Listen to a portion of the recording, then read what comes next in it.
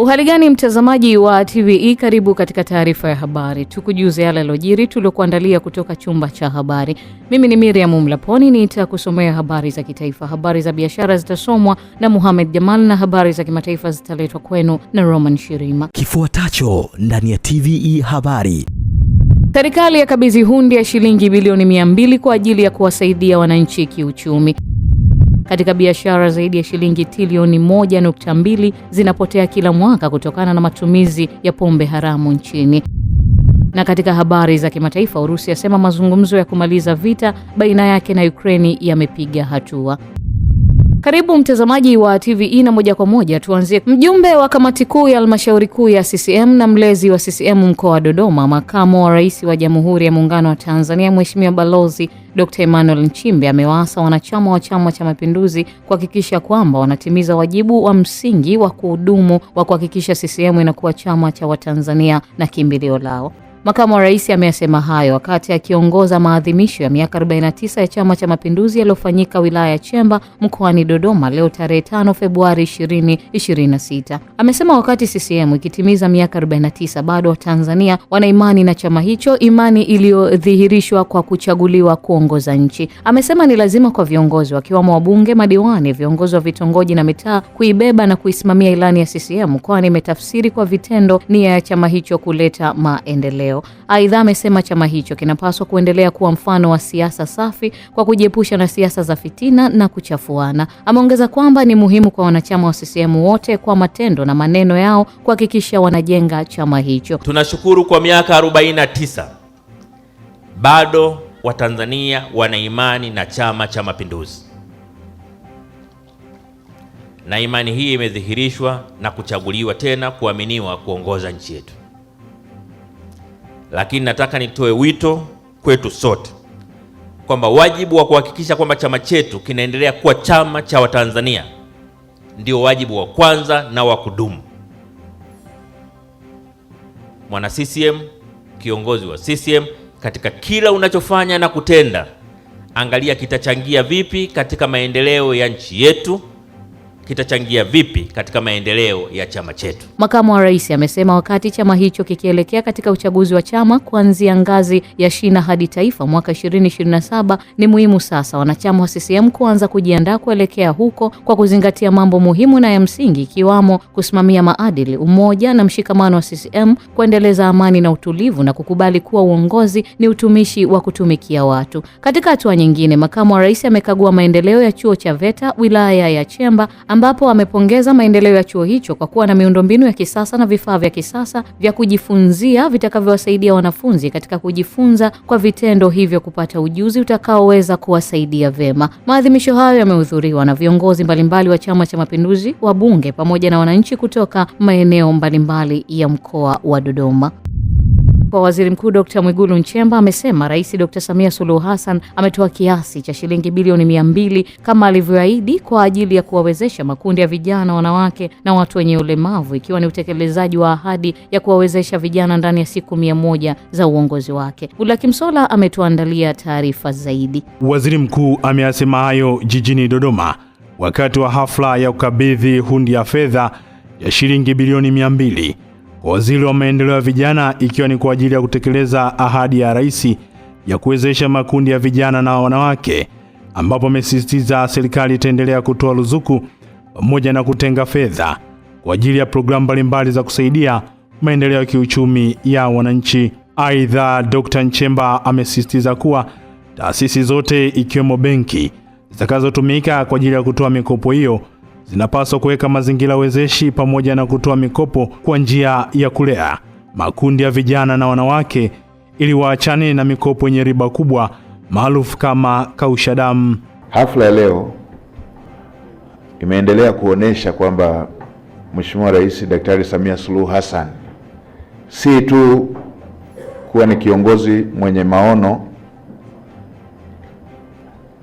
na kuahidi, bali ni kiongozi anayetekeleza kwa vitendo maono yake na ahadi zake anazozitoa. Utoaji wa hundi ya shilingi bilioni 200 unaonesha kwa vitendo kwamba serikali ya awamu ya 6 inatekeleza ahadi zake kwa vitendo na si tu ahadi na si tu maneno. Tukio hili linaweka msingi mpya wa kuimarisha ushiriki wa vijana na wanawake katika uchumi wa taifa na kuharakisha safari ya Tanzania kuelekea kwenye uchumi jumuishi na endelevu. Hii ni nyongeza ya fedha zile ambazo zimeendelea kutoka zinazohusu makundi haya: vijana, wanawake na kundi la watu wenye ulemavu. Awali akitoa maelezo ya fedha hizo, waziri wa nchi ofisi ya waziri mkuu William Lukuvi amesema fedha alizozitoa Rais Dr. Samia zinakwenda kusaidia vijana na wanawake wanaofanya shughuli za kiuchumi ili waweze kutatua changamoto ya mitaji. Rais wetu anatambua mchango mkubwa wa uwezeshaji kiuchumi katika kukuza ajira, kuongeza shughuli za kiuchumi zinazofanywa na vijana na wanawake na kukuza talanta bunifu na vumbuzi za vijana. Hata hivyo, changamoto ya upatikanaji wa mitaji ikiwemo mikopo, vifaa, mashine na mitambo bado imekuwa kikwazo kikubwa cha ukuaji wa shughuli za kiuchumi zinazotekelezwa na vijana na wanawake.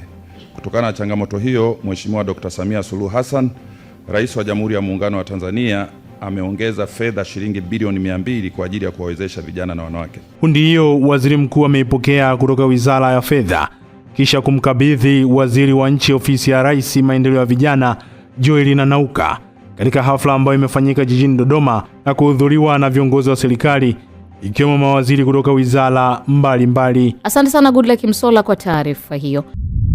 Imeelezwa kuwa kati ya watu 10 waliopo mijini, watu 4 hadi 6 wana tatizo la shinikizo la juu la damu, ikiwa ni sawa na 40% hadi 60, ikiwa ni tofauti ya 10% na watu waishio vijijini ambao ni sawa na wastani wa watu 3 kati ya 10. Goodluck Msolla ana undani wa taarifa hiyo. Akizungumza jijini Dar es Salaam juu ya utendaji kazi wa hospitali ya JKCI Da Group, mkurugenzi wa hospitali hiyo ambayo pia ni tawi mama la taasisi ya Jakaya Kikwete, Dr. Tulizo Shemsanga amesema ongezeko la watu wenye matatizo ya magonjwa sio kuambukiza katika maeneo ya mijini ikiwemo shinikizo la juu la damu kwa mikoa kama ya Dar es Salaam limeendelea kuongezeka, huku pia magonjwa kama vile kisukari, tezi dume pamoja na vifua yakiwa bado yanaendelea kuwa changamoto. Kwa mfano Dar es Salaam, tafiti zetu ambazo tumezifanya hizi karibuni ambazo ni zinafanywa kwenye maeneo mbalimbali ya mijini pamoja na vijijini zimebaini kwamba watu wa 4 hadi 6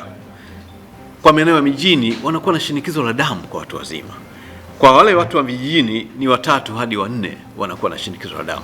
Tunajua urbanization hii inatokana na mfumo mzima, mtindo mzima wa maisha ya mijini ambao ni tofauti na kule vijijini. Watu wa mijini tumekuwa na tabia ya maisha bwete zaidi kuliko wale wa vijijini, hatufanyi mazoezi. Watu wa mijini tunakula vizuri zaidi, yani tunakula mafuta mengi.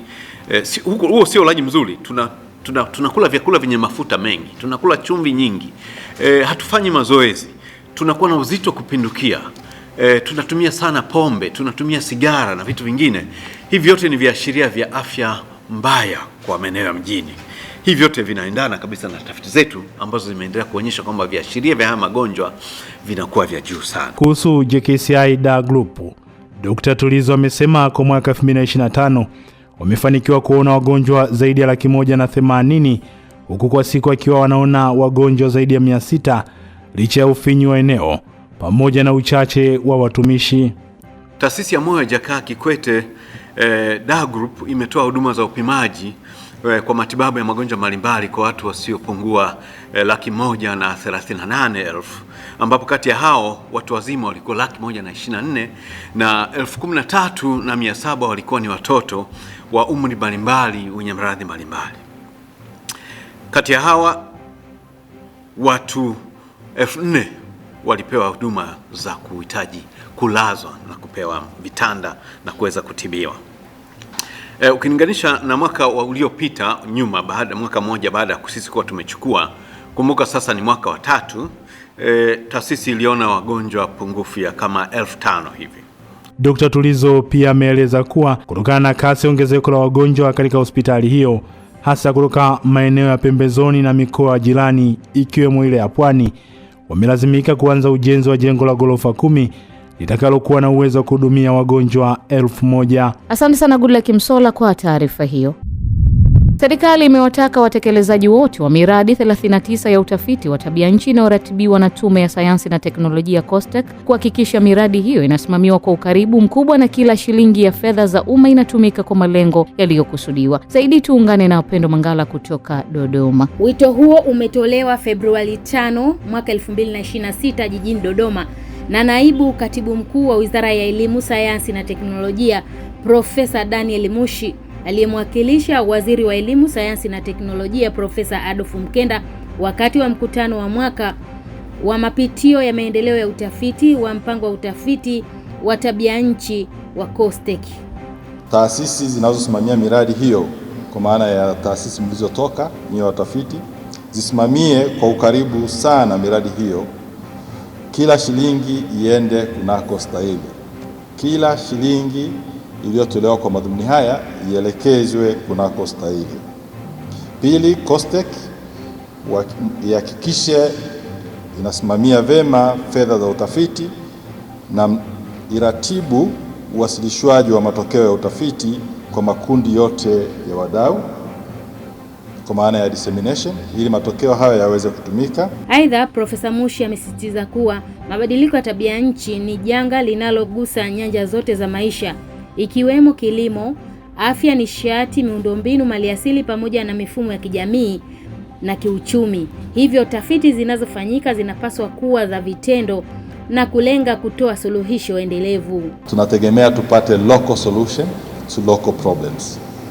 Tunafahamu visababishi vya mabadiliko ya tabia nchi vinatokea nje ya mipaka ya nchi yetu, lakini madhara ya mabadiliko ya tabia nchi yanatokea hata kwa watu wasiochangia hata kidogo kwenye mabadiliko hayo ya tabia nchi, na vivyo tunapaswa kutengeneza suluhu inayoendana na mazingira ya kwetu hapa nchini. Kwa upande wake, mkurugenzi mkuu wa COSTECH Dr. Amos Nungu amewapongeza watafiti, wawezeshaji na washiriki wote kwa mchango wao katika kufanikisha mpango huo wa utafiti wa tabia nchi. Natoa wito kwa maana pamoja na kuwasilisha, kujadiliana, lakini pia tuangalie wapi kuna complementarity katika hii miradi, kusudi kwa pamoja itasaidia kuhakikisha kwamba haya tunayokusudia yanakuwa na impact kubwa zaidi kwa jamii yetu kwa ujumla. Mkutano huo wa siku mbili unalenga kutathmini maendeleo ya tafiti zilizofadhiliwa, kubadilishana uzoefu na maarifa, kujifunza kutokana na changamoto zilizojitokeza, pamoja na kujenga kiungo madhubuti kati ya utafiti, sera na mipango ya maendeleo ya taifa katika kukabiliana na mabadiliko ya tabia nchi. Asante sana Pendo Mangala kwa taarifa hiyo. Serikali imetenga shilingi bilioni 3 katika mwaka wa fedha 2025-2026 kwa ajili ya kuanza ujenzi wa jengo jipya ya ghorofa 6 katika hospitali ya rufaa ya mkoa wa Kilimanjaro Mawenzi, mradi unaotarajiwa kugharimu jumla ya shilingi bilioni 13. Ujenzi huo unalenga kuongeza na kuboresha utoaji wa huduma za afya kwa wananchi wa mkoa huo na maeneo jirani. Mwanahabari wetu Fina Limu kutoka mkoani Kilimanjaro anatuarifu zaidi. Akizungumza wakati wa ziara ya katibu wa halmashauri kuu ya taifa, siasa na uhusiano wa kimataifa wa Chama cha Mapinduzi, Rabia Abdalla, mganga mfawidhi wa hospitali ya rufaa ya mkoa Mawenzi Abdullahi Isa, amesema uwekezaji huo ni sehemu ya juhudi za serikali kuimarisha sekta ya afya. Ujenzi wa jengo la surgical complex ambalo litakuwa na ghorofa 6 ambalo litakuwa limeongeza sasa utoaji wa huduma katika hii taasisi, nalo litakuwa na gharama ya bilioni 13. Kwa mwaka huu wa fedha tumetengewa bilioni 3 ambalo tutaanza nalo katika ujenzi. Mheshimiwa mgeni rasmi, tuna mafanikio makubwa sana ambayo tunajinasibu kama hospitali ya Mawenzi na mkoa kwa ujumla kwa uwekezaji mkubwa ambao umefanywa na serikali yetu ya awamu ya 6 ya Mheshimiwa Dr. Samia Suluhu Hassan. Mafanikio hayo yapo katika miundombinu. Kukamilika kwa hili jengo la huduma la afya mama na mtoto limekuwa ni mafanikio makubwa sana. Kwanza imesaidia pia kutoa huduma katika hali nzuri, na mama of course wanafurahia kuja kupata huduma hapa. Lakini pia kukamilika kwa jengo la mtambo wa kuzalisha hewa tiba ya oxygen inazalishwa hapa. na hiyo inatusaidia hata likitokea janga lolote ya milipuko, labda tatizo la mfumo wa upumuaji, unaweza kupata, kunakuwa na access direct ya kuweza kupata oxygen. Katibu wa Halmashauri Kuu Taifa, Siasa na Uhusiano wa Kimataifa wa Chama cha Mapinduzi, Rabia Abdalla, amesema ziara hiyo mkoani humo ni kujiridhisha kuona kwamba huduma za kijamii zinaboreshwa kwa kasi na ufanisi. Ile ilinikumbusha mwaka jana katika ziara, ni mwaka juzi nadhani, katika ziara za Mheshimiwa Rais alipotembelea mkoa wa Katavi. Niliona hospitali kama ile na nimeamini kwamba hizi hospitali zinafanya kazi kubwa sana. Mawezi, nimeguswa sana na mama mmoja aliyetoka kujifungua jana, namna alivyomshukuru Mheshimiwa Rais. Kwa kweli ile hospitali haikuwa tu ni jengo, haikuwa tu ni kituo cha huduma. Ni hospitali ambayo imekamilika kimajengo, kihuduma, mashine, madaktari. Nimeambiwa tu katika kipindi hichi kifupi cha miezi 6 iliyopita, madaktari 17 wameajiriwa pale hospitalini. Mmoja wa wagonjwa wanaopata huduma katika hospitali hiyo, Veneranda Masawe, amesema uboreshaji wa huduma za afya hususan katika kitengo cha mama na mtoto mwapa faraja kubwa wananchi, kwani kwa sasa huduma zinapatikana kwa haraka na ubora umeongezeka na mazingira yameboreshwa. Huduma za afya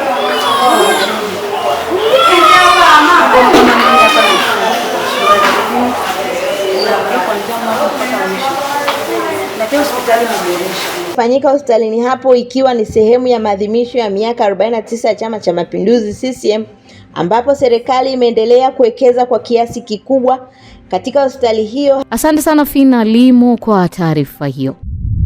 Zaidi ya wakazi 2000 wa vijiji vya Kabegi na Kiemba wilayani Musoma mkoani Mara wapo katika hatari ya kupoteza maisha kila siku wanapotafuta maji, wakilazimika kugombania huduma hiyo muhimu na mamba katika mwambao wa Ziwa Victoria. Adam Kadutu anaeleza zaidi kutoka Mara. Vijiji vya Kabegi na Kiemba vilivyopo katika kata ya Ifulifu, halmashauri ya wilaya ya Musoma hapa mkoani Mara, vinakabiliwa na ukosefu wa huduma ya maji safi na salama, hali inayowalazimu wananchi kushuka moja kwa moja ziwani licha ya hatari ya kushambuliwa na mamba.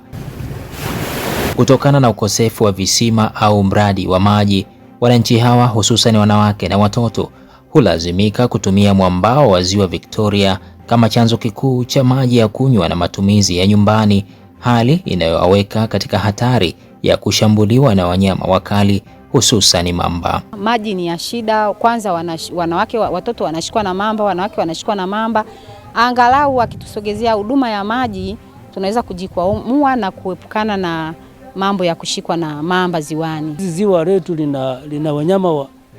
lina wanyama waharibifu, kwa mfano kama mamba wamejaa katika ziwa hili. Kwa hiyo ni afadhali serikali itoe ruhusa kwa watu ambao ni wataalamu wa kuua mamba waue mamba ili waweze kupungua. Uongozi wa serikali ya kijiji cha Kabegi pamoja na diwani wa kata ya Ifulifu wanakiri juu ya uwepo wa tatizo hili na kwamba ukosefu wa maji unaendelea kuhatarisha maisha ya wananchi wao. Sisi hapa hatuna maji wala hatuna chanzo cha maji. Maji tunayapata tunatoa kwenye vijiji vya jirani, yaani Nyakatende pamoja na Kamuguruki, lakini kwenda kwenye vijiji hivyo ni kwenye kilomita 2 ambazo zinatuathiri sisi wananchi tulioko kwenye kijiji cha Kabegi. Kwenye swala la maji tulishaanza tayari. Mimi mwenyewe wakati naingia nilishaanza kuchimba marambo 3, lakini upande wa pili ni kwamba tuna kijiji kimoja tu ambacho kimeshafikiwa na maji, lakini vijiji 2 havijafikiwa na maji. Kilio hiki kimeifikia ngazi ya chama tawala, ambapo mwenyekiti wa CCM wilaya ya Musoma Dennis Ekwabi anaahidi kulifikisha suala hili kwenye mamlaka husika ili jamii hii ipatiwe suluhisho la kudumu. Nilipigana sana mpate maji. Diwani wenu wa zamani anajua.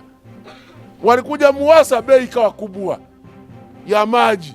Sasa hivi kazi mnayonipa mimi kama mwenyekiti wa chama, ninaenda kuongea na injinia Silonga ili maji atoke Mgango yaje hapa. Adam Kadutu, TVE Habari, Mara.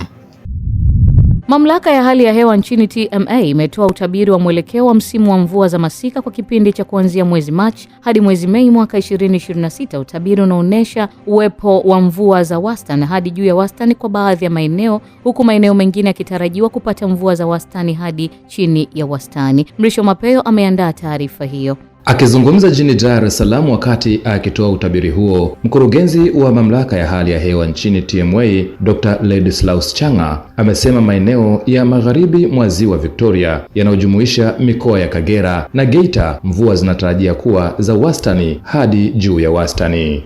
Dr. Changa amesema kuwa maeneo ya mashariki mwa ziwa Victoria ikiwemo mikoa ya Mara, Mwanza, Simiyu na Shinyanga, mvua zinatarajia kuwa za wastani hadi chini ya wastani, ambapo kwa ukanda wa ziwa Victoria mvua zinatarajiwa kuanza kunyesha wiki ya 4 ya mwezi Februari na wiki ya kwanza ya mwezi Machi, huku zikitarajia kumalizika katika wiki ya 3 na ya 4 ya mwezi Mei.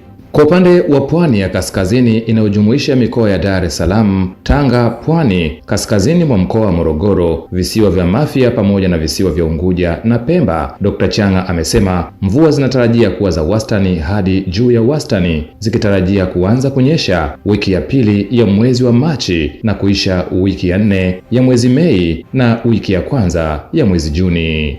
Dr. Changa amesisitiza kuwa utabiri huo unahusisha maeneo ambayo yanapata misimu miwili ya mvua, huku akizungumzia ukanda wa nyanda za juu kaskazini mashariki unaojumuisha mikoa ya Arusha, Manyara na Kilimanjaro, ambapo amesema maeneo hayo yanatarajia kupata mvua za wastani hadi chini ya wastani na mvua zinatarajia kuanza kunyesha wiki ya 3 ya mwezi Machi na kumalizika wiki ya 3 na ya 4 ya mwezi Mei.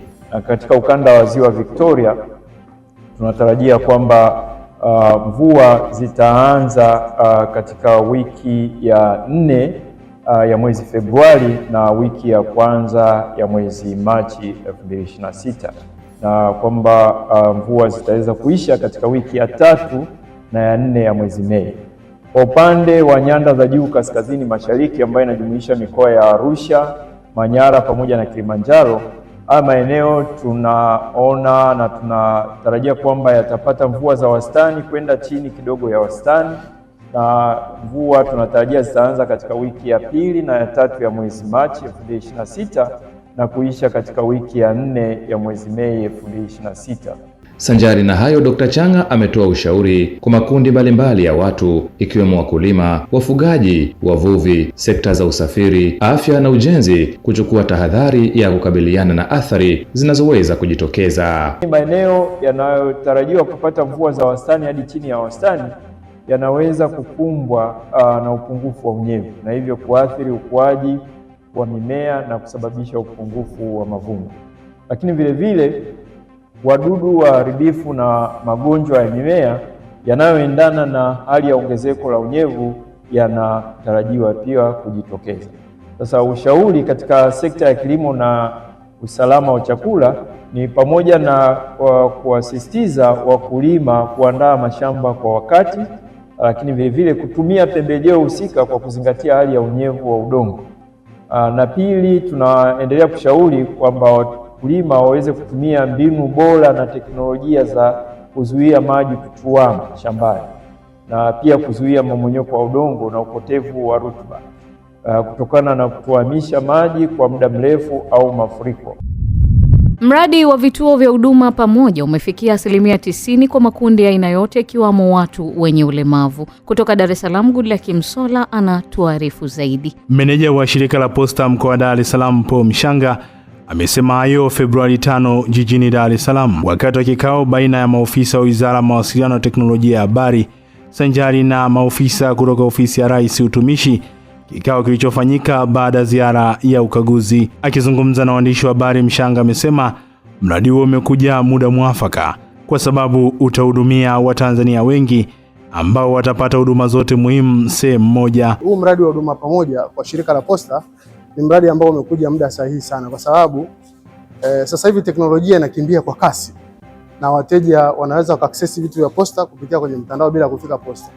Lakini kwa kuja huu mradi wa huduma pamoja ambapo huduma nyingi za kiserikali zitakuwa zinatolewa ndani ya ofisi za posta, ni kwamba tutakuwa na wateja wengi na pia watatumia huduma za posta. Tuna huduma nyingi za kiposta ambazo ziko digitally. Tuna huduma za EMS, tuna huduma za mails, tuna huduma za wakala wa kifedha na huduma nyinginezo nyingi ambazo zipo kidigitali. Mkurugenzi msaidizi mifumo ya huduma za TEHAMA kutoka Wizara ya Mawasiliano na Teknolojia ya Habari, Dr. Angelina Miso, amesema mradi huo utaweza kutoa huduma kwa pamoja kama vile NIDA, NSSF pamoja na uhamiaji, RITA, TRA, PSSF pamoja na NHIF. Lengo la serikali siku zote limekuwa ni kujitahidi kuboresha utoaji wa huduma kwa wananchi, na vituo hivyo ni lengo lake ndio hilo.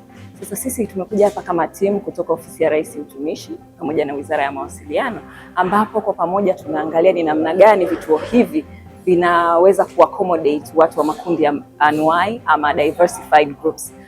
Tunaangalia mambo mbalimbali. Kwa mfano, mifumo iliyopo ya TEHAMA inawezaje kutoa fursa na kuwawezesha makundi ya anuai kupata huduma. Lakini je, majengo yakoje?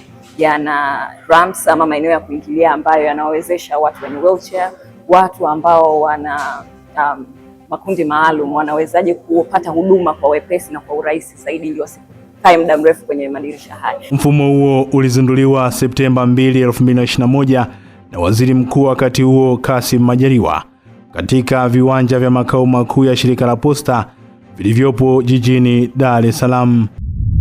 Chama cha Mapinduzi CCM kimewataka wanachama wake pamoja na wananchi kwa ujumla kutathmini kwa kina mafanikio yaliyopatikana ndani ya miaka 49 tangu kuasisiwa kwa chama hicho, sambamba na kuangalia kasoro zilizojitokeza na ambazo zimekuwa kikwazo kwa maendeleo ya wananchi. Taarifa na Joel Maduka kutoka Geita inatuarifu zaidi. Kauli hiyo imetolewa na mgeni rasmi Issa Gapu ambaye ni katibu wa neki idara ya organization wakati wa maadhimisho ya miaka 49 ya kuzaliwa kwa CCM kwa upande wa mkoa wa Geita. Maadhimisho hayo yamefanyika katika kata ya Ludete wilayani Geita.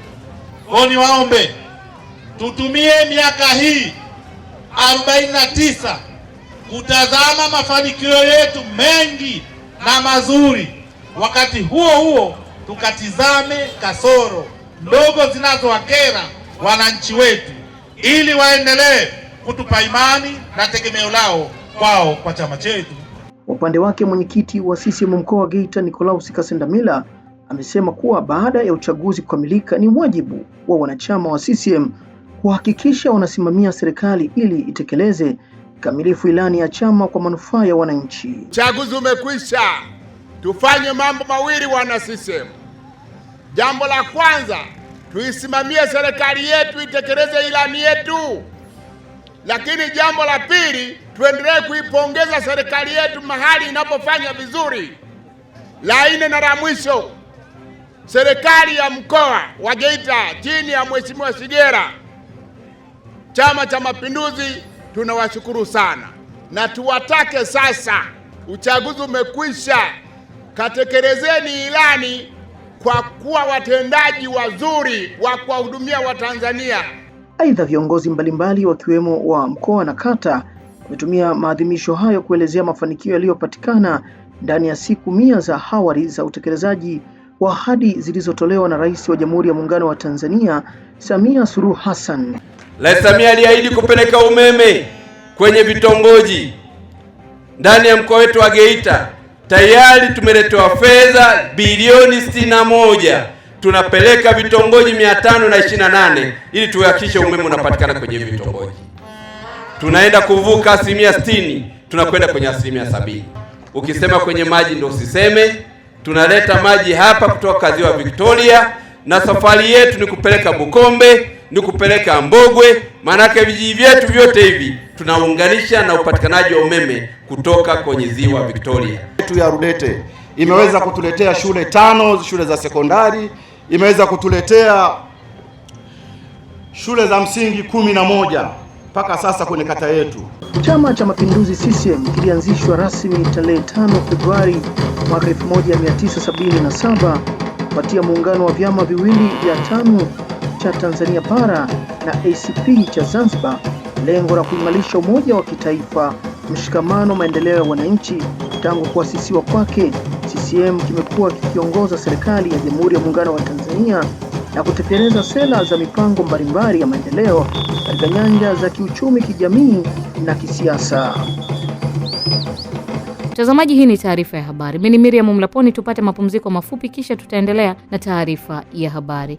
Kifuatacho ndani ya TVE habari. Katika biashara zaidi ya shilingi trilioni 1.2 zinapotea kila mwaka kutokana na matumizi ya pombe haramu nchini.